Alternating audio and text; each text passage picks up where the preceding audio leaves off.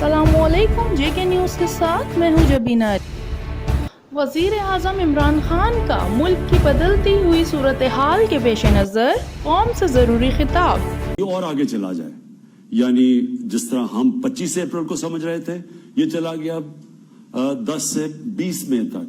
اور اگر ہم، جو میں ابھی بعد میں آپ سے بات کروں گا، اگر ہم نے احتیاط کر لی تو یہ اور بھی آگے جا سکتا ہے۔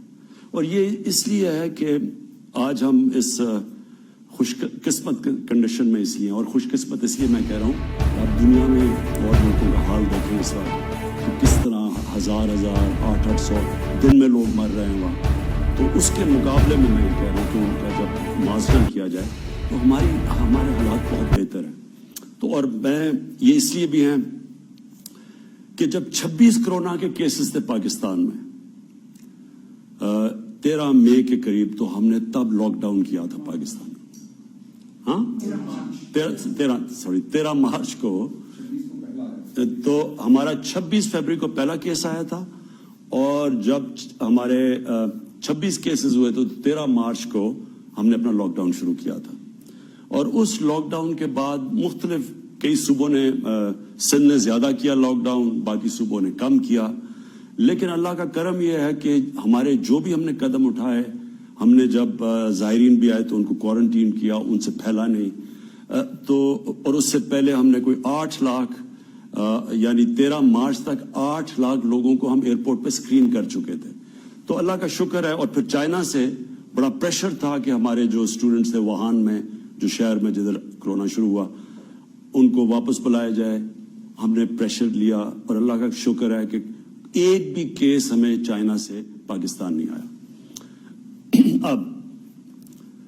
اب جدھر آج ہم کھڑے ہیں، ہم نے جس طرح آپ نے دیکھا، ہم نے آہستہ آہستہ فیصلہ کیا کہ ہم اب جو لاک ڈاؤن کی کنڈیشنز کم کرنے لگے، جس میں سب سے بڑا جو سیکٹر ہے کنسٹرکشن کا، ہم نے فیصلہ کیا کہ کنسٹرکشن کا سیکٹر ہم کھولنے لگے۔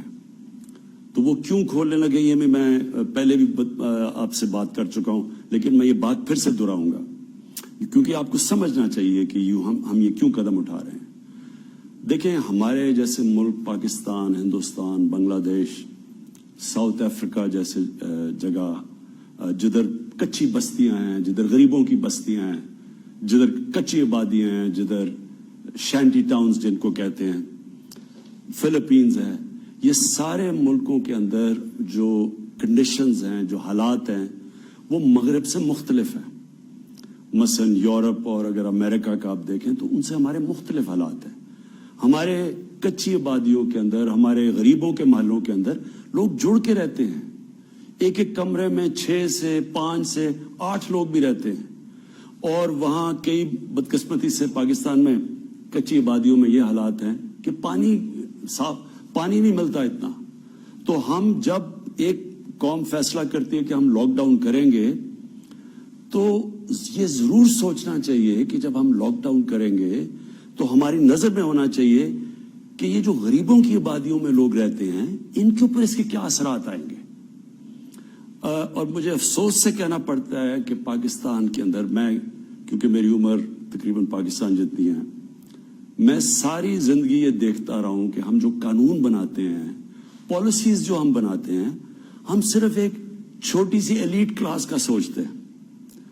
ہم اگر تعلیم کا بھی نظام پاکستان میں ہم نے، اور میں اس پریولیج کلاس سے ہوں جس کو بہترین تعلیم ملی، لیکن ہم نے کبھی یہ نہیں سوچا کہ عام لوگوں کے لیے جو تعلیم ہے، کیا وہ مقابلہ کر سکتے ہیں ہمارے جیسے لوگوں کا، جن کو چھوٹے سے طبقے کو اچھی تعلیم انگلش میڈیم ملتی تھی۔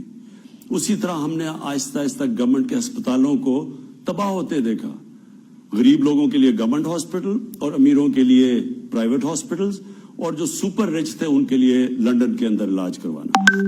یہ ایک طبقاتی نظام پاکستان میں ڈیولپ ہوا۔ طاقتور اگر عدالت میں جاتا ہے، اس کے پاس بڑے بڑے وکیل ہوتے ہیں، وہ جو مرضی ڈاکے مارے وہ بچ جاتا ہے، جیلوں میں غریب بھرے ہوئے ہیں۔ یہ جو ہماری مائنڈ سیٹ ہے، جب ہم لاک ڈاؤن کرتے ہیں، ہمیں یہ اور سوچا نہیں۔ 18 امینڈمنٹ کے بعد صوبوں کے پاس اختیارات ہیں، وہ اپنے فیصلے کر سکتے ہیں۔ تو جس طرح فیصلے کیے گئے، میں اپنی طرف سے کہتا ہوں کہ میں پہلے دن سے کہہ رہا تھا کہ جب ہم فیصلے کرتے ہیں تو کیا ہم سوچ رہے ہیں کہ ہمارے جو غریب لوگ ہیں ان کا کیا بنے گا. اور جو ہم نے فیصلے کیے، اب مجھے جو سب سے زیادہ خطرہ یہ کرونا کا نہیں ہے اس وقت.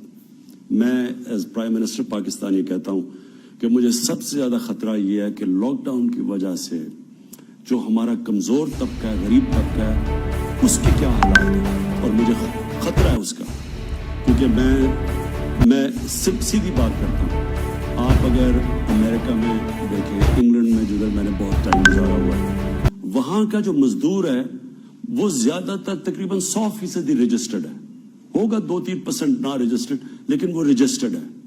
اور آج اگر امریکہ میں یا انگلینڈ میں دیکھ لیں، کینیڈا میں دیکھ لیں، وہ کیا کر رہے ہیں کہ جیسے جیسے وہ بے روزگار ہو رہے ہیں ان کو ڈائریکٹلی پیسے جا رہے ہیں. ان امپلائمنٹ بینیفٹس ہیں وہاں، ان کے بینکوں کے اندر پیسے جا رہے ہیں کیونکہ ان کے پاس لسٹ ہے ان کی مزدوروں کی. تو جو بھی مزدور اپلائی کرتا ہے کہ جی میں بے روزگار ہو گیا ہوں، وہ پھر گورنمنٹ اس کو پیسے دے رہی ہے. ان کے پاس ریکارڈ ہے. ہمارے 75 سے 80% جو مریض ہے وہ انفارمل سیکٹر میں ہے، اس کی ہمارے پاس کوئی ریکارڈ ہی نہیں ہے. تو جب یہ ہوتا ہے تو گورنمنٹ کیسے اس کی مدد کرے؟ ہمیں کیسے پتا ہم ان کی کیسے مدد کریں؟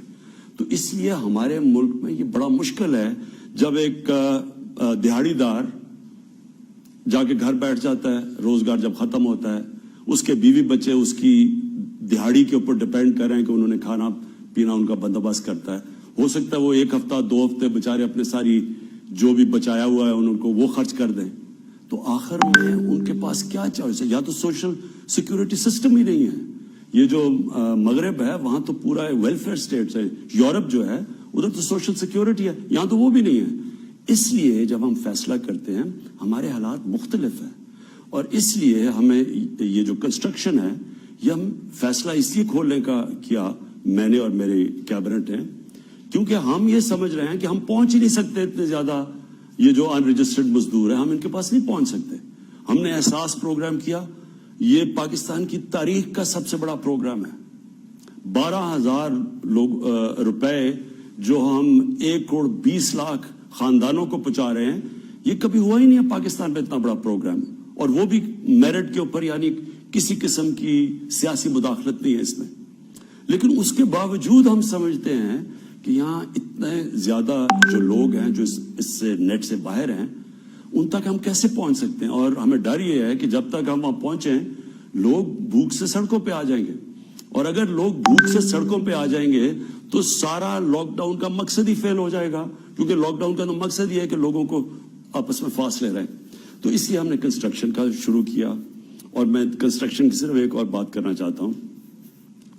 ہم نے کہا کہ جو بھی جس کے پاس پیسہ ہے، چاہے وہ فارمل اکانومی ہے، انفارمل اکانومی ہے، ڈکلیئرڈ ہے یا نہیں ڈکلیئرڈ، ہم نے ساروں کو دعوت دی آپ اس میں آ جائیں. اب اس پہ میں دیکھ رہا تھا لوگوں نے شور مچایا، جی دیکھیں یہ کیا ہوا، آپ نے پھر سے ایک ایمنسٹی اسکیم دے دی. یہ ایمنسٹی کی بات نہیں ہے. میں آپ کو سیدھی بتا رہا ہوں کہ امریکہ کا 30 کروڑ ان کی عوام ہے. انہوں نے $2,000 ارب کا اسٹیمولس پیکج دیا. پاکستان کی 22 کروڑ عوام کا سارا اسٹیمولس پیکج ہے $8 ارب. اب ہمارے پاس تو وہ وسائل نہیں ہیں جو امریکہ کے پاس ہے، یا جو جرمنی کے پاس ہے، یا جاپان کے پاس ہے، اٹلی کے پاس ہے. لہٰذا ہم نے تو جو بھی پاکستانیوں کا پیسہ ہے اس ساروں کو اندر کھینچنا ہے تاکہ ہم اس وقت اپنے لوگوں کو ریلیف دے سکیں. تو اس لیے ہم نے کنسٹرکشن میں سب کو کہا ہے کہ آپ شرکت کریں تاکہ ہماری اکانومی چلے، تاکہ لوگوں کو روزگار ملے، تاکہ لوگ بھوک سے بچیں. اس کے علاوہ میں اپنی میری ٹیم بیٹھی ہے، ان سے میں ابھی بار بار ان سے آپ جو بھی ڈیولپمنٹس ہیں میں آپ کو باری باری یہ آپ کو آگاہ کریں گے. لیکن اس سے پہلے میں 2 اور چیزیں کہنا چاہتا ہوں. میں صرف اپنی پولیس سے کہنا چاہتا ہوں.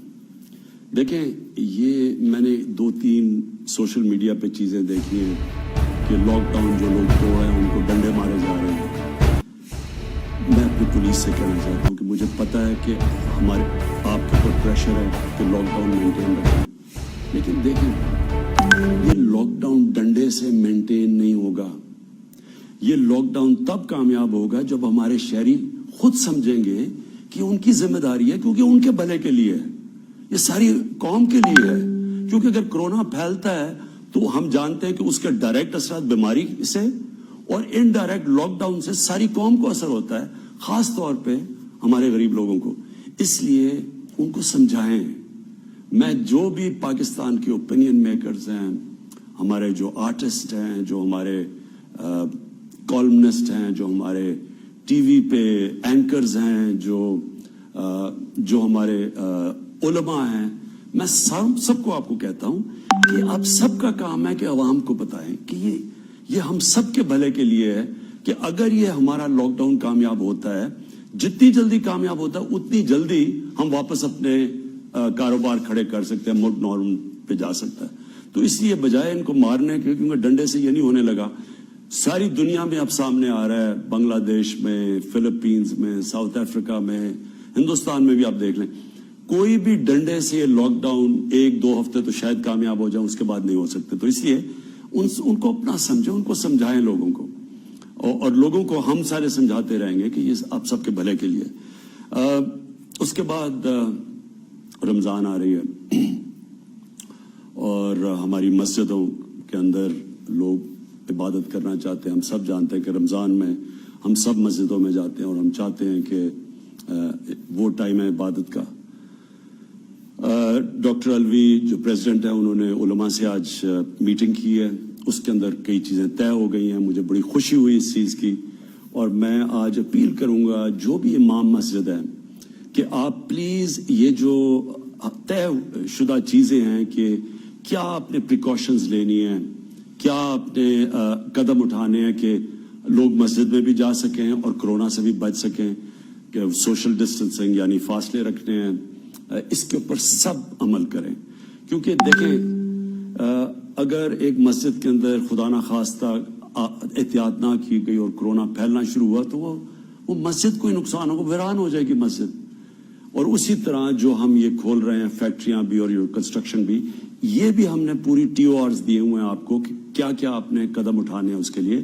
اور مالکان کو, جو مالک ہے, جو فیکٹری کا مالک ہے, جو بھی کنسٹرکشن سائٹ کا مالک ہے, ان کو بھی ہم آپ کو کہہ رہے ہیں کہ آپ کے انٹرسٹ میں ہے کہ آپ کے جو نیچے کام کر رہے ہیں وہ سارے یہ جو ہم نے پورے آپ کو رولز دیے ہوئے ہیں کہ کس کے مطابق آپ نے کام کرنا ہے, اس کو پلیز فالو کریں. کیونکہ اگر وہاں کرونا پھیلے گی تو ظاہر ہے وہ فیکٹری بھی بند ہوگی یا وہ کنسٹرکشن سائٹ بھی بند ہوگی, تو آپ سب کے انٹرسٹ میں ہیں. آخر میں اپنے ٹیم کے پاس جانے سے پہلے 2 اور چیزیں کہنا چاہتا ہوں. دیکھیں ہمارے اس کرونا کے کرائسس میں جو مجھے سب سے زیادہ خطرہ نظر آ رہا ہے وہ یہ کہ لوگ ذخیرہ اندوزی کریں گے. میں پہلے بھی کہہ بیٹھا ہوں, میں اب بھی کہتا ہوں, مجھے خطرہ یہ ہے کہ لوگوں نے پیسہ بنانے کی کوشش کرنی ہے, جس طرح رمضان سے پہلے لوگ پیسہ بناتے ہیں, جس طرح ابھی پیچھے آٹا اور چینی کا کرائسس آیا, لوگوں نے ذخیرہ اندوزی کر کے پیسہ بنایا.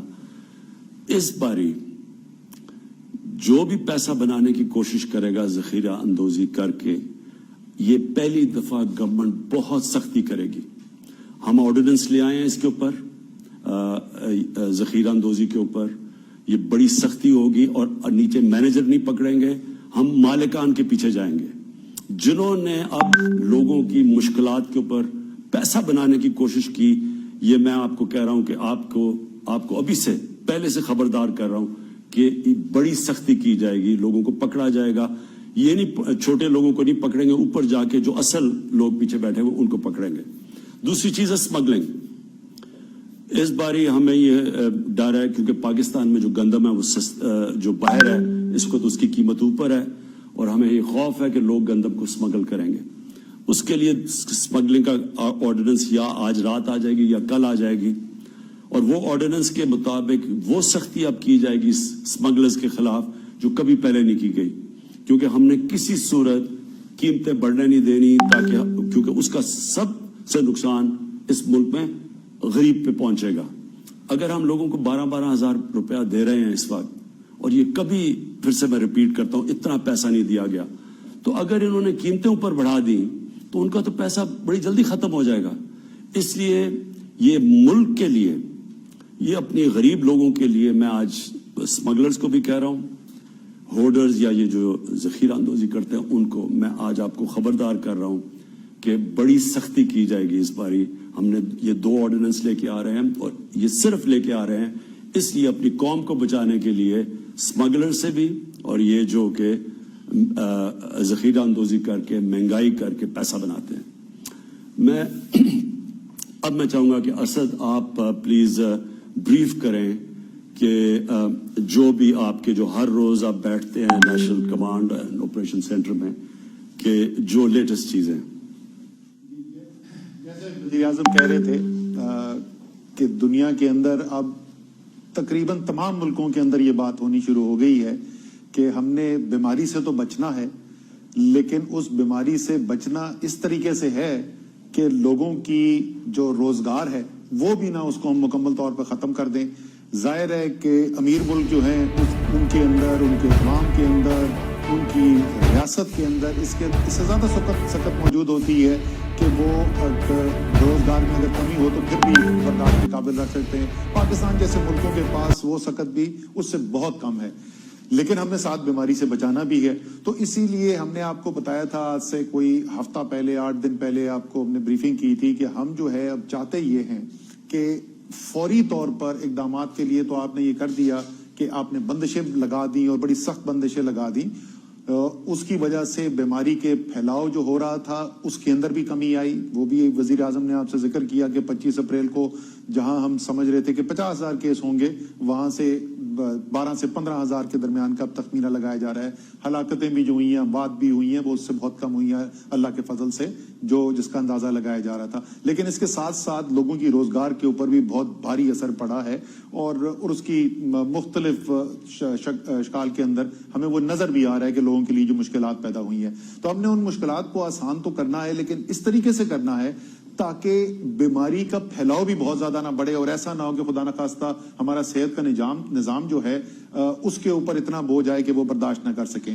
تو اس کے لیے جو پالیسی ہم بنانا چاہتے ہیں, میں سادہ الفاظ میں آپ کو اگر سمجھانے کی کوشش کروں کہ یہ سب بندشیں کیوں لگائی جاتی ہیں, کیوں لوگوں کو کہا جاتا ہے کہ جی کسی کو گھر سے بھی نہ نکلنے دیں. اگر میں بالکل ہی اس کی ایک منطقی انجام تک لے جاؤں, اگر سارے ملک کے لوگ ایک کمرے کے اندر بند ہو جائیں, الگ الگ ایک کمرے میں ایک شخص ہو, 2 ہفتے کے لیے وہ بیٹھے رہیں, تو ہمیں پتہ ہے کہ 15 دن کے بعد بیماری ختم ہو جائے گی. لیکن شاید ہزاروں لاکھوں لوگ جو ہیں وہ بھوک سے اس کے بعد مر چکے ہوں, تو یہ ممکن نہیں ہے. تو کوشش یہ کی جا رہی ہے کہ ایسا نظام لایا جائے کہ ایک عام آدمی تو اپنے گھر سے باہر نکل سکے اور وہ اپنے روزگار کا انتظام کر سکے. خاص طور پہ جو غریب ہے, جو متوسط طبقہ ہے, اتنی اس وقت لوگوں کو تو احساس ہے, لیکن کچھ لوگوں کی میں باتیں سنتا ہوں تو لگتا ہے مجھے ان کو احساس نہیں ہے. یہ بات اب غریب سے آگے چلی گئی ہے. متوسط طبقہ, سفید پوش جو ہے, وہ بہت بوجھ محسوس کر رہا ہے, اور اس کی زندگی کے اندر یہ جو آمدنی اس کی ختم ہوئی ہے, روزگار ختم ہوئی ہے, اس سے بہت بڑی مشکلات پیدا ہو رہی ہیں. تو ہم جو ہے موقع دیں کہ یہ لوگ جو ہیں زیادہ سے زیادہ لوگ, خاص طور پہ ان ایریاز کے اندر جو ایکسپرٹس بیٹھے, انہوں نے کہا کہ اس کے اندر اتنا خطرہ نہیں ہے, ہم نے ریلیکسیشن کر دی. تو اس کے ساتھ ساتھ ہم اگر ایسا ایک نظام لے آئیں کہ جہاں ہم اس شخص تک پہنچ سکیں, ہمیں پتہ چل سکے کہ کس کو یہ بیماری لگ چکی ہے, تو اس کے لیے پہلا کام آپ نے کیا کرنا ہے, آپ نے ٹیسٹ کرنے کی صلاحیت بڑھانی ہے. اور مجھے بڑی خوشی ہے بتاتے ہوئے, یہ بھی میں نے آپ کو آج سے کوئی ہفتہ 10 دن پہلے بتایا تھا کہ جب ہم نے شروع کیا تو 15 مارچ کو پاکستان میں 473 ٹیسٹ ہوئے تھے, اور ہم نے یہ کہا کہ ہم اپریل کے آخر میں 25,000 تک پہنچنا چاہتے ہیں. جس وقت ہم نے یہ اعلان کیا تھا اس وقت تقریباً 2,500 ٹیسٹ ہو رہے تھے. یہ 1 ہفتہ پہلے کی بات ہے. پچھلے 3 دن کے اندر ہم پہلے 5,800 پہ پہنچے, پھر 6,200 پہ پہنچے, اور کل 6,400 سے زیادہ ٹیسٹ کیے گئے. یعنی اس عرصے کے اندر, صرف 1 ماہ کے عرصے کے اندر ہم نے تقریباً 15 گنا, 14 سے 15 گنا اضافہ کر لیا ہے اپنی ٹیسٹنگ کیپیسٹی کے لیے. اس میں لیبارٹریز جو ہیں جہاں پہ جو ٹیسٹ ہوتے ہیں ان کے اندر تقریباً 3 گنا اضافہ ہو گیا ہے. PCR مشینز جو ہوتی ہیں ان کے اندر اضافہ کیا گیا ہے. وہ جو اکوپمنٹ, جو سپلائیز یوز ہوتی ہیں اس کے لیے, ٹیسٹنگ کٹس جو ہوتی ہیں, اس میں تو بہت زیادہ اضافہ کیا گیا ہے. ہمارے پاس لاکھوں کٹس اویلیبل ہو گئی ہیں. جو مین پاور ہے اس کی بھی تعداد بڑھائی جا رہی ہے. تو ایک تو ہماری یہ صلاحیت جو ہے کہ جس کو بیماری لگی ہے اس کو ہم اس کی تشخیص کر سکیں وہ بڑھتی چلی جا رہی ہے. دوسرا وہ جس کو بیماری لگی ہے وہ جس کے ساتھ وہ کس کے ساتھ اٹھتا بیٹھتا ہے, اس کی کس سے ملاقات ہوئی, وہ کچھ انتظامی طور پر کچھ ٹیکنالوجی کو استعمال کرتے ہوئے ہم ایک نظام بنا رہے ہیں کہ ہم ان تک بھی پہنچ سکے تاکہ ان کا بھی ٹیسٹ ہو سکے. اگر ان میں سے کسی کو بیماری اس بیمار شخص سے لگ چکی ہے تو ہم اس تک بھی پہنچ سکیں. اور آخری اس کا حصہ یہ ہوگا کہ پھر ان کو کس طریقے سے ان کو زیادہ تر ہم یہ سرکاری نظام کے اندر ویسے بھی صلاحیت نہیں ہے, اور مغرب کا اس وقت تجربہ بھی یہ رہا ہے کہ یہ جو کوارنٹیننگ سینٹرز بنائے گئے ہیں اگر زیادہ ہم اس کے اوپر انحصار کریں گے تو ایک رائے یہ بھی ہے کہ اس سے بیماری پھیلی ہے. تو یہ گھروں کے اندر اپنے ہی ہمارے سماجی جو نیٹ ورکس ہیں اسی کو ہم نے استعمال کرتے ہوئے کرنا ہے. ان تمام چیزوں کے لیے ایک ہم نے پائلٹ ٹیسٹ کیا تھا, تمام صوبے اس کے اندر شامل تھے, مختلف ڈسٹرکٹس ان کے شامل تھے. ٹیسٹ ریزلٹس آ گئے, آج ان کی نیشنل کمانڈ سینٹر کے اندر پریزنٹیشن ہوئی ٹیسٹ ریزلٹس کی. ہم نے تمام عمومی طور پہ چیف سیکرٹریز تو ہوتے ہی ہیں, روزانہ کی بنیاد پر ہوتے ہیں, لیکن آج ہم نے خصوصی طور پہ جو صحت کے منسٹرز ہیں, ہیلتھ منسٹرز ہیں تمام صوبوں کو, ان کو بھی بلایا ہوا تھا اور ان کے ساتھ بھی رائے کی. تو اتفاق رائے یہ ہوا ہے کہ ہم نے اسی نظام کو اب آگے لے کے چلنا ہے, اس کی صلاحیت کو اور بڑھانا ہے اور ایک ایسی صورتحال پیدا کرنی ہے کہ لوگ جو ہیں وہ اپنے روزگار کے لیے بھی نکل سکیں خصوصی احتیاطی تدابیر کے ساتھ. اب ہم وہاں پر آج واپس نہیں جا سکتے جیسے آج سے 2 مہینہ پہلے ہم زندگی گزارتے تھے یا جس طریقے سے ہم کاروبار کرتے تھے. احتیاطی تدابیر اپنانی ہوں گی, لیکن ان کو اپناتے ہوئے زیادہ سے زیادہ لوگ جو ہیں وہ مرحلہ وار ہم ان کو روزگار کے موقع دے سکیں, اور ساتھ ساتھ یہ صحت کا نظام جو ہے اسی کے ساتھ جو صحت کی فیسلٹیز ہیں, سہولیات ہیں, اس میں بھی اضافہ کیا جا رہا ہے. جو ہاسپٹل بیڈز ہیں ان میں اضافہ کیا گیا ہے, جو وینٹیلیٹرز ہیں اس کے اندر بھی اضافہ کیا گیا ہے. لیکن اتنا اضافہ کرنے میں ہم کامیاب نہیں ہوئے جتنی ہماری خواہش تھی. اور وہ آج کل تو سب آپ دیکھتے ہوں گے, اس وقت BBC اور CNN اور عالمی میڈیا بھی دیکھتے ہیں. یہ صورتحال جو ہے یہ دنیا کے امیر ترین ملکوں کے اندر بھی ہے, چاہے وہ آپ برطانیہ دیکھ لیں, آپ اٹلی دیکھ لیں, اسپین دیکھ لیں, امریکہ دیکھ لیں, ہر جگہ سے آپ کو یہ سننے کو ملے گا کہ یہ جو میڈیکل کا اکوپمنٹ ہے جتنا چاہیے وہ تمام, کیونکہ دنیا مانگ رہی ہے, تو وہاں تک تو ہم پہنچنے میں کامیاب نہیں ہو پائے. جستجو جاری ہے جتنا ہم چاہتے تھے, لیکن پہلے سے صلاحیت بڑھانے کے اندر ہم کامیاب ہوئے ہیں. آخری چیز جس کو پہلے بھی ذکر کیا ہے لیکن وہ کیونکہ بازگشت ختم نہیں ہوتی, کہ دیکھیں جو فیصلے ہو رہے ہیں وہ تمام فیصلے پاکستان میں آج تک کبھی کوئی ایسی ایمرجنسی نہیں آئی ہے جس میں اتنے مربوط طریقے سے فیصلے کیے جائیں. نیشنل کمیٹی NCC جو ہے جس کو وزیر اعظم خود چیئر کرتے ہیں, اس کے اندر تمام وہ صوبائی وزراء اعلیٰ ہیں, ان کے اندر آزاد جموں کشمیر کے وزیر اعظم ہے. میں بار بار دہراتا ہوں 4 مختلف سیاسی پارٹیوں سے تعلق رکھتے ہیں, یہ وہاں بیٹھ کے فیصلے ہوتے ہیں. 1 ماہ کے اندر 9 مرتبہ ملاقات ہوئی ہے اس ٹیم کی, یہ صرف نہیں کاغذ پہ بنا دیا, 9 دفعہ وزیر اعظم نے چیئر کی ہے میٹنگ, اور وہیں پر اتفاق رائے سے فیصلے کیے جاتے ہیں. اور ان کی امپلیمنٹیشن اور ان فیصلوں کے لیے جو پروپوزلز ہیں, سجیشن جو آنی ہے, وہ national command and operation centre جو ہے جو روزانہ ملاقات کرتا ہے, تمام صوبے اس کے اندر بیٹھے ہوتے ہیں. اب پچھلی دفعہ کا 14 اپریل کا وہ میرے لیے تھوڑا سا باعث تکلیف بھی تھا, اور مجھے یقین ہے کہ اور بہت سارے پاکستانی جو پاکستانیت رکھتے ہیں ان کے لیے بھی شاید تشویش ہوگی, کہ ہم نے ایک دن 13 تاریخ کو میٹنگ ہوئی NCC کی. وہاں پر ایک وزیر اعلیٰ جو ہیں انہوں نے کہا کہ جی ہمیں یہ مزید معلومات کی ضرورت ہے اس سے پہلے کہ ہم ایک کسی فیصلے پہ پہنچ چکے ہیں. وزیر اعظم نے کہا کہ جی بالکل ٹھیک ہے, ہم دوبارہ کل میٹنگ کر لیں گے.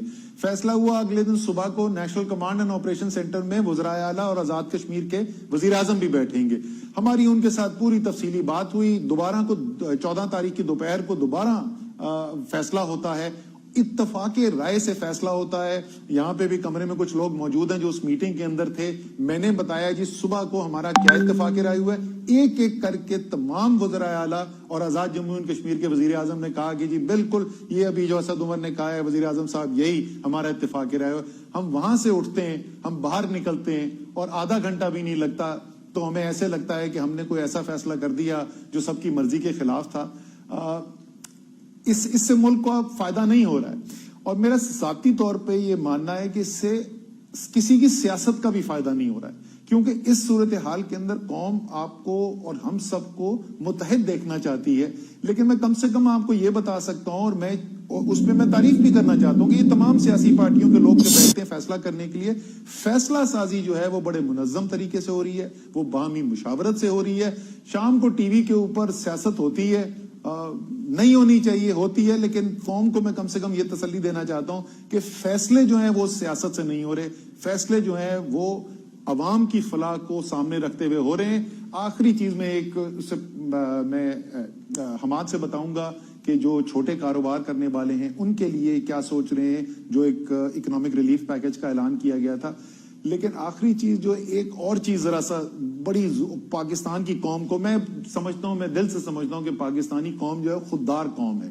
ہم اپنے اوپر، اپنے صلاحیت کے اوپر اور اللہ تعالیٰ کے اوپر یقین رکھنے والے لوگ ہیں. تو یہ جو شروع کے اندر یہ بہت زیادہ ہم نے آوازیں سنی تھی نا، ہم ان لوگوں میں سے نہیں ہیں جو مغرب کی اندھی تقلید کرنے والے لوگ ہیں. مغرب کچھ کہہ رہا تھا، وہی باز گشت یہاں پہ شروع ہو جاتی ہے بغیر سوچے سمجھے. ہم نے فیصلے کرنے ہیں پاکستان کے 22 کروڑ کی عوام کی فلاح کے لیے، اس بنیاد پہ نہیں کرنے کہ جرمنی کے اندر کیا چیز زیادہ منطقی ہے یا اٹلی کے اندر کیا ہے. اور مجھے خوشی ہے کہ آج ان ممالک میں، آج مغرب کے اندر وہ بات ہو رہی ہے جو 1 مہینے پہلے ہم کر رہے تھے. تو قوم کو اعتماد رکھنا چاہیے، آپ کی فلاح کے لیے فیصلے ہو رہے ہیں. انسان ہے، غلطی ہوتی ہے، پہلے بھی ہوئی ہے، آئندہ بھی ہو جائے گی، لیکن انشاءاللہ تعالیٰ قوم کی بہتری کے لیے سیاست سے بالا تر ہو کر باہمی مشاورت سے فیصلے کرتے رہیں گے. سب سے پہلے تو میں یہ بتانا چاہتا ہوں کہ جو ان بندشوں کی وجہ سے ہمارے مزدور بے روزگار ہوئے ہیں، نوکری پہ جو لوگ تھے بے روزگار ہوئے ہیں، وزیر اعظم صاحب کی ہدایت کے مطابق اگلی اقتصادی رابطہ کمیٹی میں وزارت صنعت و پیداوار اور احساس پروگرام آپس میں پارٹنرشپ کر کے ہم ایک بہت بڑا پروگرام لا رہے ہیں. ان لوگوں کی جو لوگ بے روزگار ہوئے ہیں یا ایون عارضی طور پہ بے روزگار ہوئے ہیں، ان کی ہم نے امداد کرنی ہے. اس کے علاوہ ہم یہ بھی سمجھتے ہیں کہ یہ جو بندشیں لگی ہیں، ہمیں اس بات کا پوری طرح احساس ہے کہ چھوٹے اور درمیانے طبقے کے کچھ ایسے کاروبار ہیں جو لاکھوں کی تعداد میں ہیں، جو خدا نخواستہ مستقل بنیادوں کے اوپر بند ہونے کا جن کا خطرہ ہے. لیکن میں آپ کو یہ یقین دلانا چاہتا ہوں کہ حکومت اور وزیر اعظم صاحب آپ کو اس پورے پروسیس کے اندر، ان بندشوں کے اندر بھی اکیلا نہیں چھوڑیں گے. اور اگلے 2 ہفتوں کے اندر ہم ایک اسکیم لانے والے ہیں جو بجلی کے بلوں پر منحصر ہوئے گی. اور ہم انشاءاللہ تعالیٰ کوشش کریں گے، وفاقی حکومت کوشش کرے گی کہ جب یہ کاروبار چلیں تو پہلے کچھ عرصہ ان کو بجلی کے بلوں کے اندر امداد دی جائے. اور انشاءاللہ تعالیٰ یہ ہمارا جو پیکج ہے یہ اپنی آخری سٹیجز میں ہے. ہم ڈیٹا کو سٹڈی کر رہے ہیں کہ کون سے سطح کا کاروبار کتنی بجلی جو ہے اس کی کھپت رہی ہے پچھلے 12 مہینے میں، پچھلے 6 مہینے میں. اور اس ساری چیز کو سٹڈی کر کے انشاءاللہ تعالیٰ اگلے 2 ہفتے کے اندر ایک بہترین پروگرام چھوٹے کاروباروں کے لیے، چھوٹے دکانداروں کے لیے آپ کے سامنے لایا جائے گا. تیسرا، ہم یہ بھی سمجھتے ہیں کہ جب آپ کے سب کاروبار چھوٹے اور درمیانے طبقے کے شروع ہوئیں گے تو بہت سارے کاروباروں کو مالی امداد کے بغیر، شاید سہارے کے بغیر وہ ہمیشہ کے لیے مفلوج ہو جائیں. اور ہم اس کے اوپر بھی کام کر رہے ہیں. اور انشاءاللہ تعالیٰ اگلے ماہ ہم یہ پروگرام بھی آپ کے سامنے لے کے آئیں گے جس میں حکومت کی طرف سے پوری ہم کوشش کریں گے کہ آپ کو ایک قرضہ حسنہ یا اس طرح کی کوئی اسکیم جو ہے آپ کے لیے اناؤنس کی جائے. یہ جتنے پروگرام میں آپ کو بتا رہا ہوں، اس کا فائدہ براہ راست صرف ان کاروباروں کو نہیں جائے گا جو دستاویزی معیشت کا حصہ ہیں، بلکہ جو ہم نے اپنے لیے چیلنج رکھا ہے وہ یہی رکھا ہے کہ جو لاکھوں کروڑوں روزگار جن کا منسلک ہے لوگوں کا، جو دستاویزی معیشت کا حصہ نہیں ہے، ہم ان تک بھی اپنی جو ریچ ہے اس کو آگے پہنچائیں. اور اس کے علاوہ میں آپ سے یہ بھی کہنا چاہوں گا کہ رمضان آنے والا ہے. وزیر اعظم صاحب کی ہدایت تھی کہ روزمرہ کی اور ضروری اشیاء جو ہیں ان کے اوپر کسی قسم کی بندش نہیں ہونی چاہیے. یوٹیلیٹی سٹورز کارپوریشن جو ہے اس کے اوپر 10 گنا زیادہ سٹاکس کا، 10 گنا زیادہ سامان کا پچھلے رمضان کی بنسبت ہم نے اس مرتبہ بندوبست کیا ہے. تقریباً 3.5 ارب، 3 سے 3.5 ارب روپے کی سیل ہوئی تھی پچھلے رمضان میں. اس مرتبہ ہم بندوبست کر رہے ہیں 30 ارب روپے کے سامان کا، تاکہ جو بنیادی ضروریات ہیں پوری قوم کی وہ پوری ہو سکیں. آخر میں دوبارہ کہ صرف ہم جو ہے بات نہیں کریں گے، ان عملی اسکیموں کے ذریعے مزدور جو بے روزگار ہوئے ہیں، جو دستاویزی معیشت کا حصہ نہیں، چھوٹے اور درمیانے کے کاروبار، ان کے لیے اسکیمز لانے کا موقع آ گیا. شکریہ. شکریہ حماد. اچھا، میں اسد نے آپ نے ایک بات کہی، میں اپنی قوم کے سامنے بات آگے رکھنا چاہتا ہوں. دیکھیں، سیاست تو ہر ملک میں چلتی ہے، اپوزیشن ہے، گورنمنٹ ہے، لیکن کئی دفعہ جب ایک ملک کے اوپر ایک نیشنل کرائسس آتا ہے جس میں سب متاثر ہوتے ہیں، یعنی یہ صرف کوئی تحریک انصاف کے لوگ ہی متاثر نہیں، یہ ساری جماعتوں کے انسان متاثر ہیں، اور سب سے زیادہ جن کو اس کا امپیکٹ پڑ رہا ہے، جن کے حالات برے ہیں، وہ سارا ہمارا نچلا طبقہ ہے. اس لیے میں ریکویسٹ کروں گا سب سے کہ یہ اس کے اوپر سیاست جو 2-3 ہفتے سے ہو رہی ہے، اس کو بند کریں.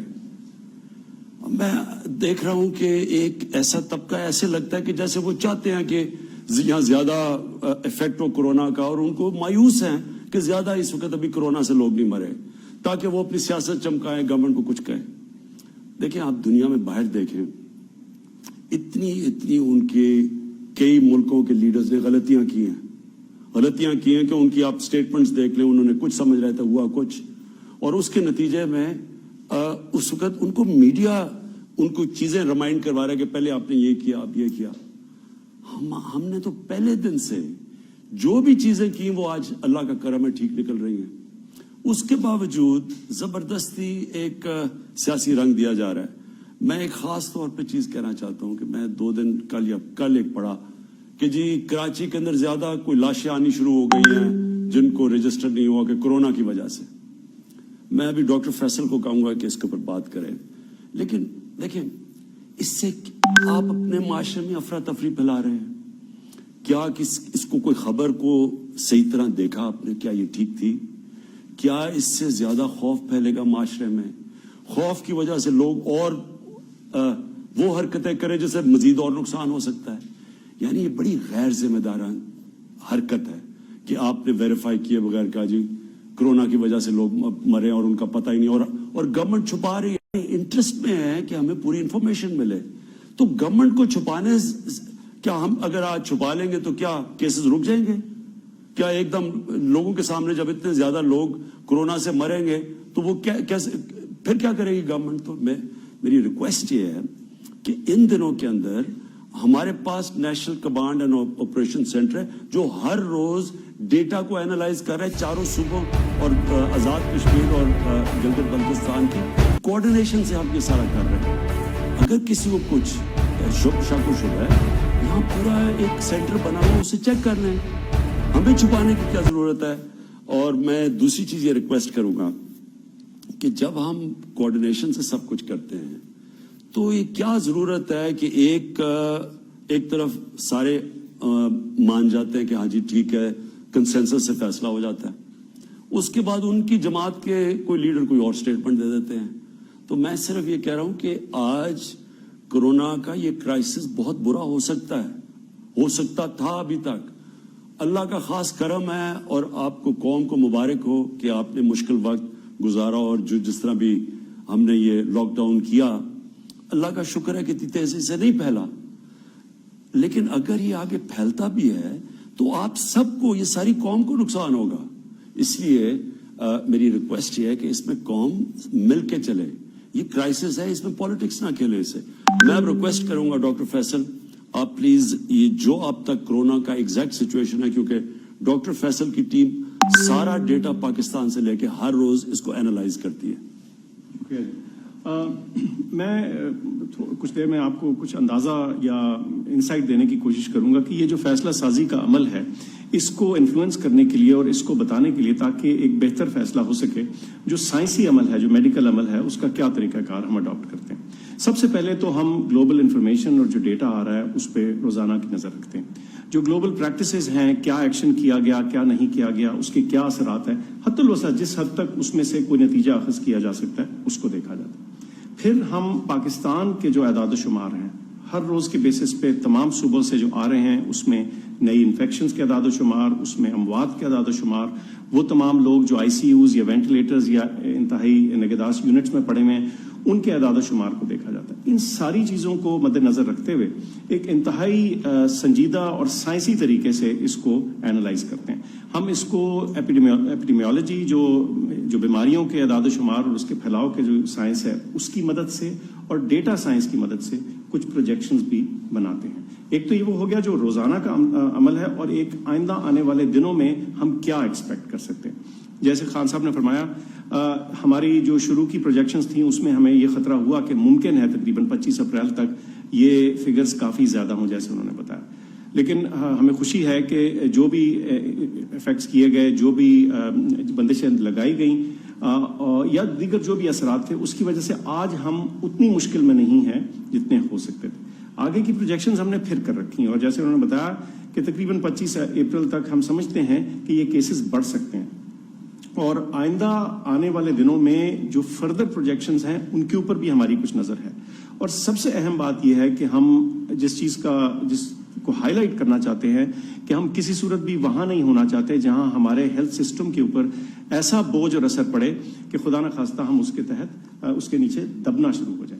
तो मेरी ये अदाद शुमार तो बता रहा हूँ, लेकिन साथ इस मौके का फ़ायदा उठाते हुए आप सब पाकिस्तानियों से मेरी दरख्वास्त और गुजारिश है कि वो अच्छी चीज़ें या आदतें या चीज़ें जो हमने सीखी हैं, सोशल डिस्टेंसिंग है, हाथों की सफाई है, अपने खांसी और नज़ले ज़ुकाम में अगर हम हैं तो अपने आप को महदूद रखें, क्राउड्स में ना जाए बेजा, यानी ये जो सोशल डिस्टेंसिंग हमने सीखी है इसको बरकरार रखिए, क्योंकि ये बैटल अभी ख़त्म नहीं हुई, ये मामला अभी चल रहा है और अगले चंद हफ्ते हमारे लिए इंतहाई क्रूशल होंगे। जहाँ तक अमवात का ताल्लुक है, हम समझते हैं वो एक बड़ा इंपॉर्टेंट पैरामीटर है हमारे लिए, जिससे हम सीखते हैं, समझते हैं और ये जांचते हैं कि जो ये एपिडेमिक है इसकी मौजूदा सिचुएशन एग्जैक्टली कहाँ है।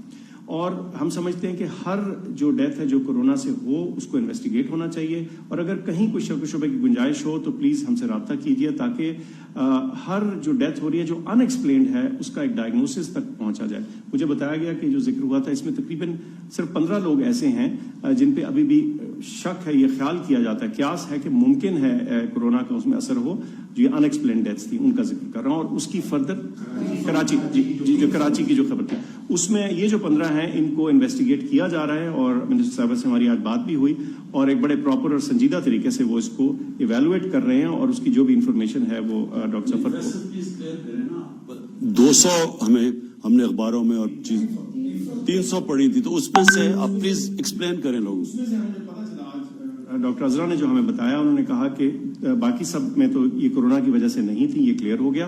15 ऐसे अशखास हैं जिन पे अभी कुछ थोड़ा क्वेश्चन बाकी था, और इनकी भी डायग्नोसिस की जा रही है। इनकी जो कॉन्टैक्ट्स हैं जहां जहां गए उन लोगों को भी टेस्ट किया जा रहा है, और उसके जरिए ये फाइनल तयन करना भी आसान हो जाएगा कि क्या इनमें से कोई कोरोना से किसी की मौत वाकई हुई कि नहीं। और ये जो भी इंफॉर्मेशन आती है हम इसको बड़ा लाजिम तौर पे जानना चाहेंगे, ताकि हम उससे अपने तमाम जो फैसले कर रहे हैं उसको इन्फॉर्म कर सकें और उसकी बेसिस पे आइंदा की स्ट्रेटजी बनाई जा सके। तो ये एक बहुत जरूरी अमल है, और मैं तो समझता हूं कि मैं इसरार करूंगा कि कहीं भी किसी किस्म का कोई शक या शुबा हो या आपको हो कि कोई ऐसी मौत है जो कि डाउटफुल है, तो प्लीज जरूर इन्फॉर्म कीजिए, ताकि उसको हम प्रोविंशियल अथॉरिटीज के थ्रू प्रॉपरली इन्वेस्टिगेट करवा सकें। जी, इसके अलावा एक और चीज है, वो ये कि जो हेल्थ सिस्टम है हमारा वो अंडर स्ट्रेस तो बाहर कैफ है, और हमारे जो हेल्थ सिस्टम की डिलीवरी है उसमें कुछ प्रिवेंटिव एस्पेक्ट्स हैं, कुछ क्यूरेटिव एस्पेक्ट्स हैं।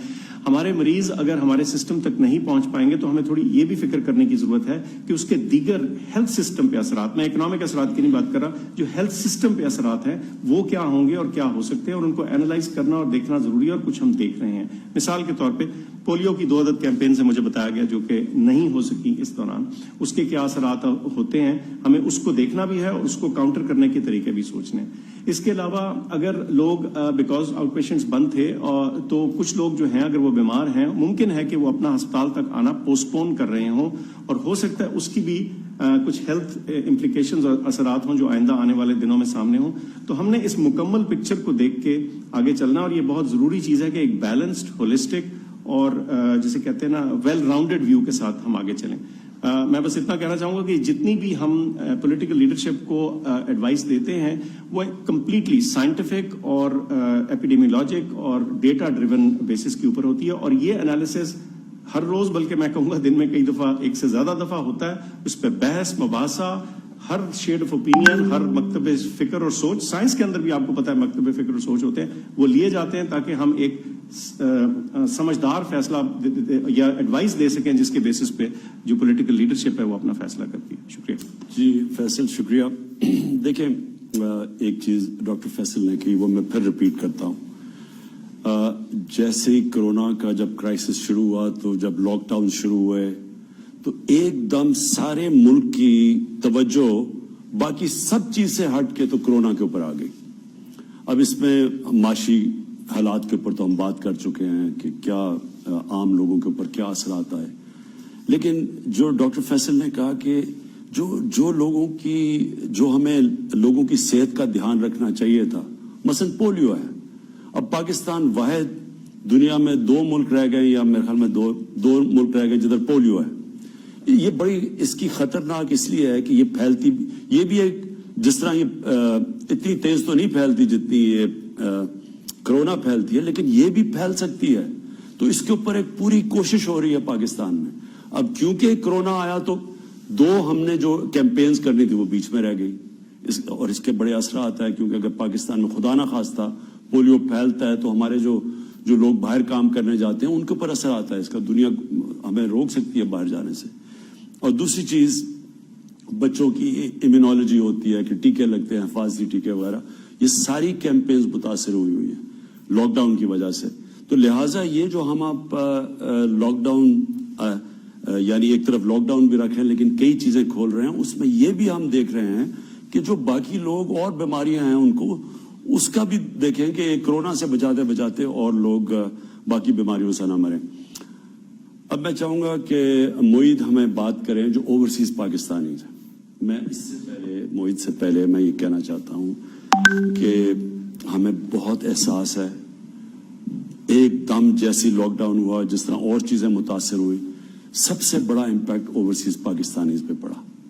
اس میں جو پیسے والے باہر پاکستانی کو چھٹی بنانے گئے تھے یا جن کے پاس وسائل ہیں ان کو بھی بڑی مشکلوں کا سامنا کرنا پڑ رہا ہے. لیکن جو اصل متاثر ہوئے میری نظر میں وہ ہمارے وہ محنت کش بیچارے جو مزدور، جو ڈرائیورز، جو دبئی میں، جو سعودی عربیہ میں، جو ساری کئی باہر پھنس گئے، ان کے اوپر ابھی تورخم سے ہم نے ابھی لوگوں کو افغانستان سے ہمارے ڈرائیورز کو ابھی میرے خیال میں کل ہی کیا، ان کو واپس آئے آج. تو یہ بھی سب متاثر ہو گئے. اب میں صرف جو باہر پاکستانی دیکھ رہے ہیں میں صرف آپ کو یہ کہنا چاہتا ہوں کہ یہ اپنے ذہن سے نکال دیں کہ ہم بھول گئے آپ کو یا ہم نے آپ کی فکر نہیں کی. مسئلہ کیا ہے کہ ایک دم جتنی پاکستان میں کرونا شروع میں آئی وہ ساری باہر سے آئی.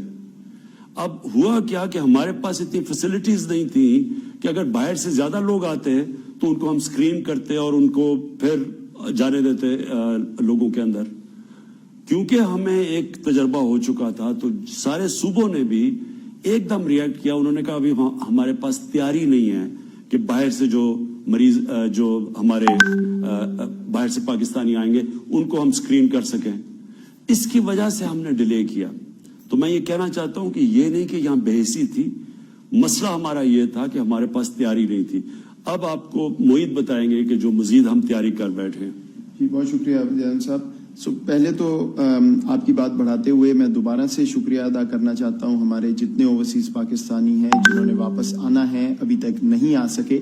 ہم دن رات یہی تیاری کر رہے تھے کہ ہمارے ایئرپورٹس پہ اور ان شہروں میں ٹیسٹنگ کی کیپیسٹی بڑھ جائے اور کرنٹینہ کی کیپیسٹی اتنی بڑھ جائے کہ جب آپ آئیں تو آپ کو محفوظ طریقے سے ہم پاکستان واپس لا سکیں. پچھلی دفعہ جب وزیر اعظم صاحب کی بریفنگ ہوئی تھی تو میں نے اس میں ذکر کیا تھا کہ لگ بھگ 2000 پاکستانی ہم ہر ہفتے لا سک رہے ہیں. اس ہفتے سے کل سے ہم 6000 پاکستانی ہر ہفتے واپس لا سکیں گے محفوظ طریقے سے. 3 گنا انکریز ہم نے ایک ہفتے کے اندر کر لیا ہے اور اس کے بعد انشاءاللہ اس سے اگلے ہفتے لگ بھگ 7,500 پہ ہم پہنچنا چاہتے ہیں. میں آپ کو یہ بھی بتا دوں کہ یہ تمام فیصلے جس طرح باقی چیزیں اسد عمر صاحب نے کہا صوبوں کی مشاورت سے ہو رہے ہیں. ایک شہر کا ہم پورا جائزہ لے کے انالیسس کر کے یہ فیصلے کر رہے ہیں کہ محفوظ طریقے سے کس ایئرپورٹ پر کتنے پاکستانی آ سکیں گے. دوسری بات یہ کہ دنیا کے کچھ ایسے ممالک اور خطے تھے جہاں ہم ابھی تک نہیں پہنچ سکے.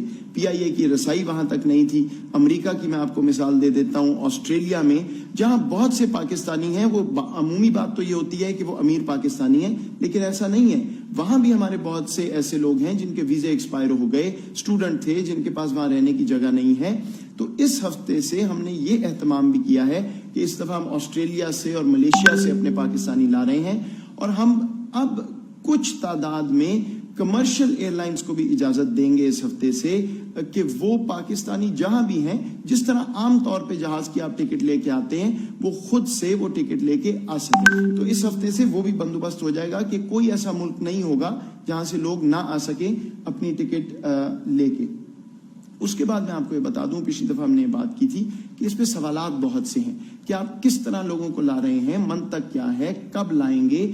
تو ہم نے ایک پوری ویب سائٹ تشکیل دی ہے, اور کل سے covid.com.gov.pk جو ہماری ministry of health website چلاتی ہے, اس پہ آپ کو ایک پوری انفارمیشن ملے گی کہ کون سے جہاز آ چکے, کہاں سے پیسنجرز آئے ہیں, کہاں سے آنا ہے, کیا گائیڈ لائنز ہیں, کرنٹینا کی تیاری, وہ تمام شفاف طریقے سے آپ کو اس ویب سائٹ پہ مل جائیں گی. تمام سوالات کے آپ کے جوابات بھی اس پہ ہوں گے, کیونکہ ہم یہ بتانا چاہتے ہیں ہر ایک کو کہ کوئی کنفیوژن نہ رہے کہ کس طرح ہم اس پروسیس کو آگے چلا رہے ہیں. ایک بات میں اور واضح کر دوں جی, اس پہ بہت بات ہوئی کہ باہر سے لوگ آ رہے ہیں تو خدا نہ خواستہ یہ پھیل ہی نہ جائے دوبارہ سے سارا کرونا. تو ہم نے پورا ڈیٹا اینالائز کیا ہے. جو ہمارے پاس لگ بھگ 2000 پیسنجر آئے تھے پہلے ہفتے میں جب ہم نے یہ ٹیسٹ کیا, آج سے ایک ہفتہ پہلے, تو ان میں سے صرف لگ بھگ 40 لوگ 2000 میں سے پازیٹیو آئے, اور ان کو بھی مکمل طور پر ٹریٹ جیسے کرتے ہیں ہمارے اتھارٹیز, ہیلتھ اتھارٹیز, انہوں نے کیا. تو یہ بات کہ باہر سے لوگ آ رہے ہیں, وہ شروعات میں ایسا ہوا ہے کہ جب لوگ باہر سے آئے تو تھا, لیکن دیکھیے اب وہاں بھی معاملات تبدیل ہو گئے, وہاں بھی لاک ڈاؤنز ہیں, احتیاطی تدابیر ہیں. تو کوئی ایسا ڈیٹا نہیں ہے جس سے ہم یہ کہیں کہ ہم دوبارہ جو اوورسیز پاکستانیز ہیں ان کو نہ آنے دیں اور بند کر دیں. یہ بالکل محفوظ طریقے سے ہو رہا ہے, اور اسی لیے یہ نمبر جو ہے آہستہ آہستہ ہم نے بڑھایا. آخری بات یہ جی کہ بہت بات ہوئی کہ ہم جہازوں سے تو لوگوں کو لانے کی تیاری کر رہے ہیں. ہمارے جو لوگ افغانستان میں پھنسے ہوئے ہیں یا لینڈ بارڈرز کا, وہ جو غریب لوگ کو ٹرک ڈرائیور وہ سارے گئے تھے, تو میں آپ کو یہ بتانا چاہتا ہوں کہ اب ہماری ایک یونیفارم نیشنل پالیسی ہے. جو لوگ بھی جہازوں سے مسافر آ رہے ہیں, اور ہمارے 3 بارڈر تورخم, چمن اور واگا بارڈر جب کھلے گا یا وہاں سے جو پاکستانی جب آئیں گے, ساروں کے لیے ایک ہی کرنٹینا کی پالیسی ہے کہ وہ 2 دن حکومت جو ہے ان کو کرنٹینا میں رکھے گی. اس کے بعد ان کا ٹیسٹ کیا جائے گا, اور ٹیسٹ ریزلٹ کے مطابق یا ان کو گھر بھیج کے 12 دن اور سیلف آئسولیشن کی گائیڈنس ہوگی, یا ان کو ہماری ہیلتھ فیسلٹیز جو ہیں وہ اویل کرنا ہوں گی. لیکن جو ہمارے تورخم اور چمن سے آج سے افغانستان حکومت کے ساتھ ہمارا معاہدہ ہو گیا ہے, تورخم سے آج 500 پاکستانی واپس آئے ہیں. اسی طرح چمن اگلے ہفتے سے 2-4 روز میں وہاں بھی کرنٹینا کا پروسیس پورا ہو جائے گا, ہماری فیسلٹیز, وہاں سے بھی لگ بھگ 300 لوگ آئیں گے. تو اسی طرح افغانستان کے لینڈ بارڈر والا معاملہ بھی ہم نے حل کر لیا ہے, اور مسافروں کا میں نے آپ کو بتا دیا ایئر ٹریول کا کہ وہ 3 گنا بڑھ جائے گا, اور یہ ہم انشاءاللہ وقتاً فوقتاً بڑھاتے رہیں گے, لیکن شفاف طریقے سے آپ کو بتاتے بھی رہیں گے, آگاہ کرتے رہیں گے کہ ہماری کیا پالیسی ہے. اور دن رات میں آپ کو آخری بات کہہ رہا ہوں کہ وزیر اعظم صاحب سے مجھے سرزنش ہوتی ہے کہ ہم کیا کر رہے ہیں, جلدی کیوں نہیں کر رہے. تو پوری نظر ہماری اس پہ. آپ کا بہت شکریہ. اچھا جی, آخر میں کہ ہم یہ کرونا کے خلاف جنگ کیسے جیتیں گے, اور جیت کیا ہوگی وہ, اگر یہ جب بھی ختم ہوتا ہے 6 مہینے میں, 8 مہینے میں, کہہ نہیں سکتے ہم, لیکن جب بھی یہ کرونا کا جو ایشو نیچے جاتا ہے, تو اگر یہاں غربت بڑھ گئی تو اس کا مطلب ہم جنگ ہار گئے. اگر اوپر کے لوگوں نے کوئی زیادہ فرق نہ پڑا, اور وہ نہیں, پیسے والے لوگوں کو بڑا کم فرق پڑتا ہے. اصل میں فرق پڑتا ہے ہمیشہ کرائسس میں نچلے لوگوں کو. دنیا میں بھی یہی ہو رہا ہے. چھوٹے کاروبار, جس طرح ابھی حماد نے بڑی اچھی بات کی کہ یہ پہلی دفعہ ایک گورنمنٹ اب پوری کوشش کر رہی ہے کہ جن کے چھوٹے چھوٹے کاروبار ہیں, جو اسمال اور میڈیم انڈسٹری, اس کے لیے اب ہم پیکج تیار کر رہے ہیں. بڑے والوں نے تو اس میں سے نکل جانا ہے. لیکن جو چھوٹے کاروبار والے, جو چھوٹے دکاندار, جو اس وقت مزدور جس کی ہم نے شروع میں بات کی ہے, جو چھابڑی والے, چیلنج ہمارے ملک کا یہ ہے کہ ہم اس سے جب نکلیں گے تو یہ لوگوں کا ان کے حالات کیا ہوں گے. اگر تو ان کے حالات ٹھیک رہے یا ہم نے نیچے گرنے نہ دیے, ہم جنگ جیت گئے. لیکن اگر بدقسمتی سے یا غربت بڑھ گئی تو اس کا مطلب ہم جنگ ہار گئے.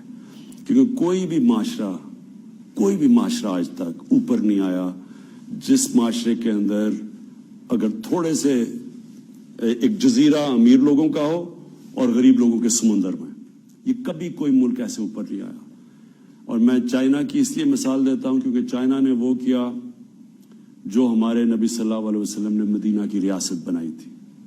مدینہ کی ریاست کی اگر آپ سٹڈی کریں تو سب سے بڑی کوالٹی یہ تھی کہ انہوں نے نیچے سے لوگوں کو اوپر اٹھایا, ایک فلاحی ریاست بنائی. انہوں نے پالیسیز بنائی امیر لوگوں کے لیے نہیں, کیونکہ امیر لوگ تو پھر بھی سروائیو کر جاتے ہیں.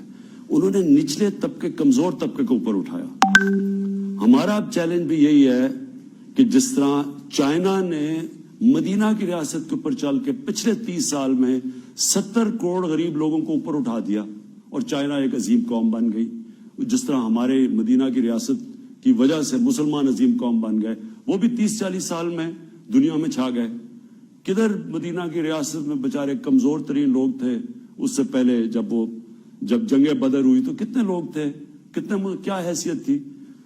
اور وہی قوم 15-20 سالوں میں 30 سالوں میں دنیا کی عظیم قوم بن گئی. چائنا بھی اسی طرح اٹھی. یہ پاکستان کا ٹیسٹ ہے.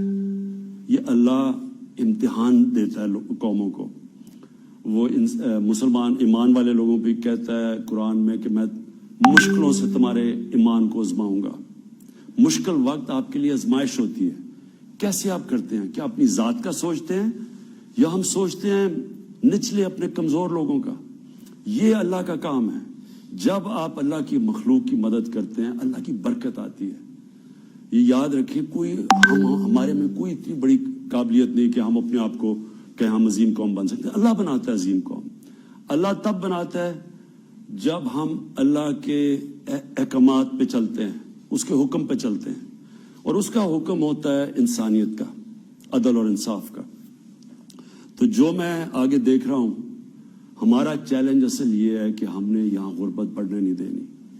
ہم نے وہ کرنا ہے جو کہ جب مہاجر آئے تھے مدینہ میں اور انصار نے جس طرح اپنے دل کھول کے, مہاجروں کے پاس تو کچھ بھی نہیں تھا, بالکل اپنی جان بچا کے آئے تھے. تو جس طرح مدینہ کے لوگوں نے ان کی مدد کی, جو انصار نے مہاجر کی مدد کی, وہ ہمارے لیے ہمیشہ نبی صلی اللہ علیہ وسلم نے جو بھی چیز کی قرآن میں کہا ان کی سنت پہ چلو, تو یہ تھی ان کی سنت. انہوں نے ہمارے لیے یہ مثال سیٹ کی کہ مشکل وقت میں جب آپ مدد کرتے ہیں, اور وہی مدینہ کی ریاست دنیا کی عظیم قوم بن گئی, وہی کھڑے ہو گئے. ہمارے لیے بھی اب ٹیسٹ ہے. ہم نے کیا وہی کرنا ہے جو ہم صرف ایک ڈیفنس کے لیے کیا ہے اور E7 کے لیے کیا ہے, ان کا سوچ کے لاک ڈاؤن کرنا ہے, یا ہم نے کچی آبادیوں کا سوچنا ہے, وہ مچھر کالونی کا سوچنا ہے, وہ جو لوگ جڑے ہوئے ہیں بیچارے 8-8 لوگ کمرے میں, صاف پینے کا پانی, ان علاقوں کا جب ہم سوچیں گے. اور انشاءاللہ میری گورنمنٹ کی پوری کوشش یہ ہے کہ ہم سارے جو اب سٹیپس لیں, ساری کوشش یہ ہے کہ نچلے لوگوں کی مدد کریں, ان کو اٹھائیں. جتنی بھی ہم یہ جو میں کیمپین کر رہا ہوں, انشاءاللہ یہ جو ٹائیگرز, جو کرونا ریلیف ٹائیگرز کی فورس بنا رہے ہیں, اس کا مقصد ہی یہ ہے کہ ہماری والنٹیئرز کی فورس ہو جو جا کے جب آگے مشکل وقت آئے. اور یہ میں آج پھر سے کہہ رہا ہوں, مشکل وقت آنا ہے. ابھی تک اللہ نے ہمیں بچایا ہوا ہے. مشکل وقت اب ہوگا, خدا نہ خواستہ. ہمیں کوشش تو یہ ہے کہ اگر ہم سب احتیاط کریں تو ہم شاید ادھر پہنچ جائیں تک. ہماری ہاسپٹل کی فیسلٹیز بھی بڑھتی جا رہی ہیں کہ وہ مشکل وقت نہ آئے کہ ہاسپٹلز بھر جائیں ایک دم. لیکن جب بھی آئے گا تو وہ پھر ساری قوم کا مزید ٹیسٹ بڑھتا رہے گا. اور ہمارے یہ جو والنٹیئر فورس ہے, لوگ اس ملک میں خیرات دیتے ہیں, کیسے وہ مدد کرتے ہیں, اور انشاءاللہ وہ تو ہم آپ کو گائیڈ کرتے رہیں گے. لیکن جو قربانی ہے وہ قربانی دینی ہے صاحب حیثیت نے. غریبوں سے اب قربانی نہیں لینی ہم نے. آج تک مشکل وقت میں غریب قربانی دیتا ہے. یہ وہ ٹائم ہے, اور انشاءاللہ یہ ہم جب ایک عظیم قوم بن کے کھڑے ہوں گے اس میں سے, تو جو صاحب حیثیت ہیں وہ بھی اب مل کے اس میں پورا شیئر ڈالیں گے. ہم قوم تب بنیں گے جب جس طرح انصار نے مہاجر کی مدد کی اور پھر وہ سب ایک جڑ بھی گئے, ایک قوم بھی بن گئی, ایک دوسرے کے لیے قربانی کا جذبہ بھی پیدا ہو گیا اور وہ پھر ایک عظیم قوم بن گئی. اور وہی بھی انشاءاللہ میرا ایمان ہے کہ اسی کرائسس پہ پاکستان ایک عظیم قوم بن کے نکلے گی. پاکستان پائے گا.